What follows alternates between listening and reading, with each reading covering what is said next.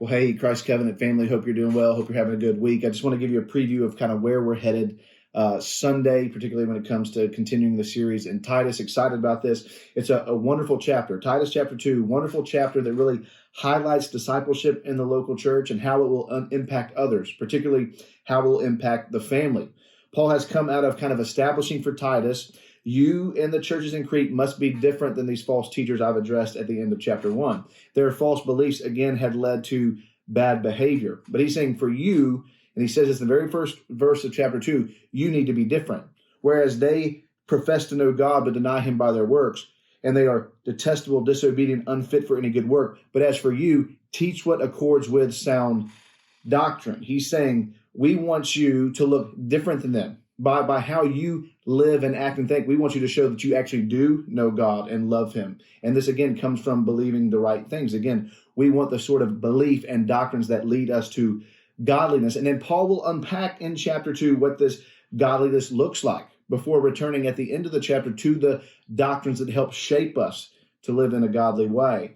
And so these are the beliefs that we will hold to in order to produce in us righteousness and godly living. And he does all this by sort of establishing a guiding way that the church could look at discipleship.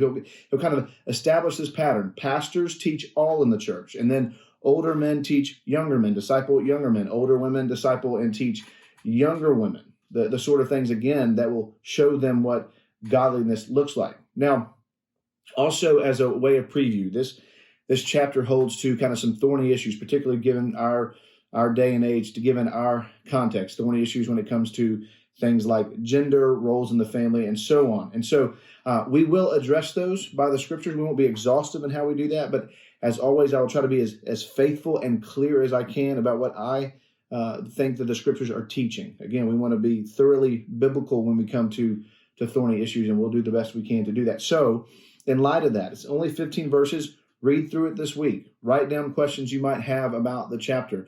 Think through kind of what is the Lord trying to tell me by this chapter in my life. Think about cross-references from other parts of the scripture. And then also pray. Pray to God. Ask him, what do you want me to know? What do you want me to do? And what do you want me to look like because of Titus chapter 2? And then let's come together on Sunday and study it. Looking forward to seeing you there.